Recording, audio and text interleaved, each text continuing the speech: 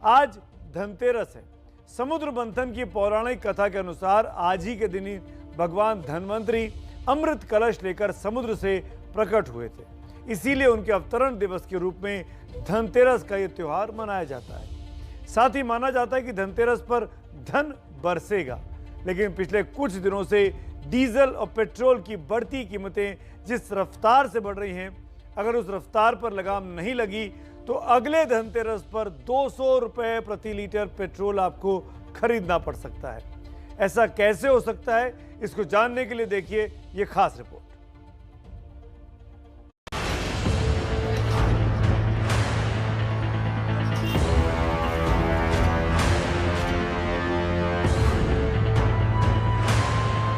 बालाहाट में देश का सबसे महंगा पेट्रोल यहीं मिल रहा है। पेट्रोल पंप पे आने लगे ऐसे लगता है जहाँ हॉस्पिटल चले हैं। पेट्रोल खर्चे निकाले, घर के खर्चे निकाले। एक आम आदमी की कमर टूट गई है। इतना तो सैलरी नहीं है जितना पेट्रोल में पैसा फूक रहे हैं।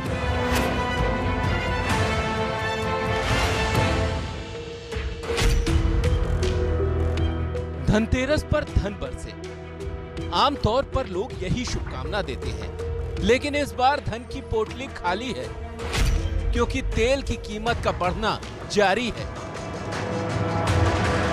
महंगाई की इस मार से जनता कराह रही है। महंगाई ने कमर तोड़ दी है, लेकिन फिर भी तेल की कीमतों पर ब्रेक नहीं लग रहा।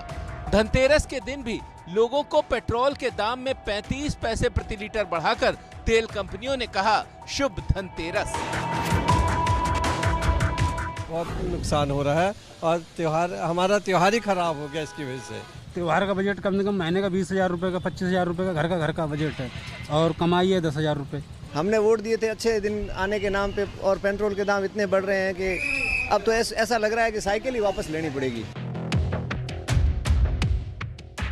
पहले पेट्रोल 100 पार, फिर 110 पार और अब तो देश के 6 शहरों में ये 120 के पार पहुंच गया है। और मैं अभी पेट्रोल पंप पे आया तो यहाँ पे मैंने 120 रुपए देखे और यहाँ पे मेरे पास जेब के अंदर 100 रुपए थे। मैं यहाँ पे 100 रुपए कमाने के बाद यहाँ पे पेट्रोल भराकर घर पे चला जाऊँ तो मेरे घर वालों को कौन खुलाएगा? समझ ये नहीं आ रहा कि मैं क्या खाऊंगा, कैसी जिंदगी बनाऊंगा। इतनी ज़्यादा तकलीफ है कि दिमाग एकदम खराब इस समय पर सरकार के ऊपर। इतना समझ में नहीं आता। जो हमको तेल 500-600 में पूछ जाता है, आज 1200-1300 का डलवा रहे तो भी नहीं पूछ रहा। दर्द तो होगा ही। कमाई का बड़ा हिस्सा अगर तेल भराने में चला जाए तो इंसान त्योहार कैसे मनाए? तो जो चीज 200 रुपए में डल जाती थी वो 300 रुपए में भी पूरी नहीं हो पा रही। एक मोनोपोली इनकी बन गई है। अर्थव्यवस्था कहाँ जा रही है इसका कोई परवाह नहीं है। दाल रोटी का बिल्कुल अभाव इस समय आदमी के सामने हुआ पड़ा है। सरकारें तो आती हैं, बहुत कुछ कहती हैं, लेकिन सामना तो जो मतलब आम लोगों को ही करना पड़ता है। ओपोजिशन पार्टी को उनके ऊपर बनाना चाहिए प्रेशर। वो खुद कुछ नहीं कह रहे, वो भी कहते ना हमें कोई पूछने वाला ना कुछ। सवाल यह कि तेल के दामों पर आखिर ब्रेक कब लगेगा? जनता कब तक अंतर्राष्ट्रीय बाजार में क्रूड की कीमतों में बढ़ोतरी का झुंझुना पकड़कर जेब खाली करती रहेगी? 2 अक्टूबर 2021 को दिल्ली में पेट्रोल की कीमत थी 102 रुपए 14 पैसे प्रति लीटर, जो एक महीने बाद यानी 2 नवंबर को बढ़कर 110 रुपए 4 पैसे पर है। पिछले एक महीने में पेट्रोल की कीमत करीब 8 रुपए बढ़ चुकी है। अगर इसी रफ्तार से पेट्रोल की कीमत बढ़ी तो 5 महीने में ये 150 रुपए और 11 महीने में 200 रुपए प्रति लीटर का आंकड़ा पार कर जाएगा। तो सवाल है कि ये डीजल पेट्रोल की कीमतों का सुरसा वाला मुंह छोटा कब होगा? अब आने वाले समय में क्या हो सकता है? अंतर्राष्ट्रीय बाजार में तो तेल अब महंगा ही जाना है, सस्ते का जमाना गया। अब जो राहत दे सकती है वो सरकारें दे सकती हैं। केंद्र सरकार अपने टैक्स कम कर दे, राज्य सरकारें अपने टैक्सेस कम कर दें, राजनीति इस पर बंद करें, बयानबाजी बंद करें। पेट्रोल डीजल की महंगाई का सीधा असर घर के बजट पर पड़ता है और घर के बजट से होता हुआ ये देश की अर्थव्यवस्था पर असर डालता है। जिस धनतेरस के त्योहार में लोग खरीदारी के लिए उमड़ते थे, अब वो पैसा तेल खरीदने में जा रहा है तो बाजार पर इसका असर तो होगा ही। धनतेरस तो तेल के रोने में चला गया, अब दिवाली एक दिन दूर है। जिस रफ्तार से पेट्रोल डीजल की कीमतें बढ़ रही हैं, फिलहाल तो उस पर ब्रेक लगता नजर नहीं आता। अब ऐसे में दिवाली का त्योहार लोगों की खुशियों को नहीं बढ़ा रहा, बल्कि जेब का बोझ बढ़ा रहा है।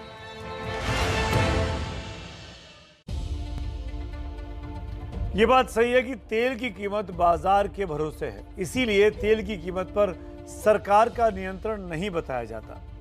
इधर पिछले कुछ समय से तेल की कीमत पर महंगाई छाई है, लेकिन सरकारों की कमाई तेल से ही बढ़ती जा रही है। 2014-15 में केंद्र सरकार ने पेट्रोलियम से 1,72,065 करोड़ रुपए कमाए थे। 6 साल बाद 2020-21 में सरकार की कमाई 4,55,069 करोड़ रुपए हो गई। और इस साल अप्रैल से जून का समय भीषण कोरोना काल था। बावजूद इसके तेल से ही 2021-22 की पहली तिमाही में केंद्र सरकार की कमाई 90,750 करोड़ रुपए हुई। वैसे ही राज्य सरकारों की बात करें तो 2014-15 में राज्यों की तेल से कमाई 1,60,554 करोड़ रुपए थी, जो 2020-21 में बढ़कर 2,17,650 रुपए हो गई। जबकि 2021-22 की पहली तिमाही में कमाई 61,613 करोड़ रुपए हुई थी।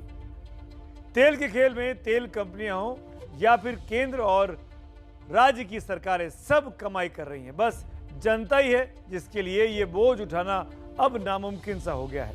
पेट्रोल डीजल लोगों की जरूरत है और महंगाई पर इसका सीधा असर है। जीएसटी के दायरे में लाकर लोगों को राहत दी जा सकती है, लेकिन सरकारों से जब जब सवाल किया जाता है तो उनके पास दलीलों की लंबी लिस्ट होती है और एक पार्टी दूसरी पार्टी की राज्य सरकार पर ब्लेम करती है, लेकिन कोई भी राजनीतिक दल, कोई भी राज्य सरकार अपने गिरेबान में झांककर अपनी जनता का फायदा करती हुई नहीं दिखाई देती।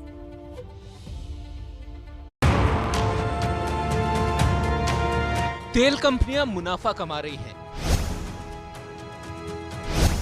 केंद्र सरकार टैक्स से कमाई कर रही है। अलग अलग राज्य सरकारें वैट से तिजोरी भर रही हैं। तेल के इस खेल में सब फायदे में हैं, सिवाय उनके जिनके लिए तेल खरीदना मजबूरी भी है और जरूरत भी।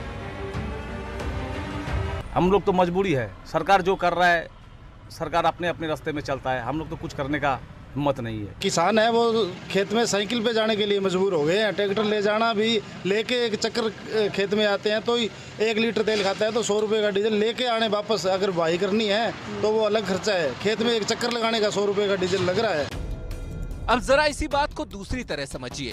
तेल कंपनियां अंतर्राष्ट्रीय बाजार में क्रूड की बढ़ती कीमतों का हवाला देती हैं, लेकिन अपना मुनाफा कम करने को तैयार नहीं। केंद्र सरकार एक्साइज कम नहीं करना चाहती और राज्य सरकारें वैट का हिस्सा नहीं छोड़ना चाहती। तेल से सबको फायदा चाहिए। जनता का तेल निकलता है तो निकले।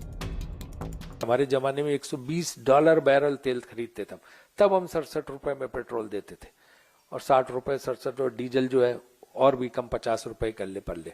और अब तो सिर्फ इनको 50, 60, 70 बैरल में आधे दामों पे बाहर से मिल रहा तेल। इसके बावजूद इतने महंगे दाम पे कि पता नहीं ये 150 रुपए लीटर पे जाके पेट्रोल रुकेगा, 125 रुपए लीटर पे जाके डीजल रुकेगा। उससे हर चीज की महंगाई बढ़ रही है, लोग त्राई कर रहे हैं। अब जरा तेल कंपनियों के मुनाफे पर गौर कीजिए। अप्रैल से जून 2021 की तिमाही में बीपीसीएल ने 1501 करोड़ से ज्यादा का, तो एचपीसीएल ने 1795 करोड़ से ज्यादा का मुनाफा हासिल किया है। जुलाई से सितंबर 2021 की तिमाही में आईओसीएल को 6360 करोड़ से ज्यादा का मुनाफा मिला है। कुछ इसी तरह से अपने फायदे के लिए केंद्र और राज्य सरकारें एक्साइज और वैट नहीं हटाती। अगर दिल्ली में 1 नवंबर को तेल की बात करें तो पेट्रोल की कीमत 109 रुपए 69 पैसे थी। इसमें टैक्स का हिस्सा 58 रुपए 21 पैसे था, यानी कुल कीमत में 53% हिस्सा जनता टैक्स के रूप में दे रही है। इसमें राज्य और केंद्र दोनों का टैक्स शामिल है। इसी तरह 1 नवंबर को दिल्ली में डीजल की कीमत थी 98 रुपए 42 पैसे। इसमें केंद्र और राज्य के टैक्स का हिस्सा था 46 रुपए 17 पैसे, यानी तेल की कुल कीमत में 47% हिस्सा टैक्स है। अब अगर तेल की यही कीमतें बाकी सामानों की तरह जीएसटी के दायरे में आ जाए तो जनता के लिए बड़ी राहत हो जाएगी। दिल्ली में 1 नवंबर के रेट से देखें तो पेट्रोल डीजल अगर जीएसटी के दायरे में आता तो कीमतें क्या होती। दिल्ली में पेट्रोल की कीमत होती 65 रुपए 89 पैसे प्रति लीटर और डीजल के रेट होते 66 रुपए 88 पैसे प्रति लीटर। लेकिन ऐसा इसलिए नहीं होता कि सरकारों के अपने बहाने और दलील हैं। कांग्रेस रूल्ड स्टेट्स हैं, उसमें पेट्रोल और डीजल हमसे ज़्यादा महंगा है, हमसे ज़्यादा उन्होंने टैक्स दे रखा। ये सही है कि जब विकास के काम एक तरफ होंगे तो निश्चित रूप से कहीं ना कहीं टैक्स का पैसा तो आएगा। विकास के लिए पैसा आ रहा है, संग्रह आ रहा है, लेकिन सरकारी खजाना बढ़ रहा है, लेकिन लोगों की जेबें सर खाली हो रही हैं, उनको परेशानी हो रही है। देखिए ऐसा है, सभी प्रकार की जब हम किसी विषय के ऊपर बात करते हैं तो इन टोटलिटी में ही देखना चाहिए। तो दिल्ली जैसे राज्यों के पास तो बहुत थोड़े ही ऐसे एवेन्यूज़ हैं जहाँ पे हम रेवेन्यू कलेक्ट करते हैं, और हम हमेशा कहते हैं कि हमारा जो टैक्स है वो केंद्र सरकार के मुकाबले बहुत कम है। अगर केंद्र को सरकारों से, राज्यों से कंपटीशन भी करना है तो बराबर कर ले कम से कम, कि जितना राज्य सरकार टैक्स ले रहे हैं, मतलब जीएसटी में भी तो ये होता है कि जितना राज्य सरकार लेती है उतना केंद्र लेती है। वैट हमने नहीं बढ़ाया है, ये कमलनाथ जी जिन्होंने अपने घोषणा पत्र में कहा था कि हम पेट्रोल के दाम कम करेंगे, उनका बढ़ाया हुआ वैट है। सवाल का जवाब वो ठीक देंगे कि उन्होंने क्यों बढ़ाया और क्यों झूठा लिखित में झूठ परोसा जनता को। नेताओं के पास सारे जवाब हैं, बस इस सवाल का जवाब इनके पास नहीं है कि तेल की कीमतें कम कैसे होंगी, क्योंकि इसी जवाब में तो छिपा है कमाई का गणित।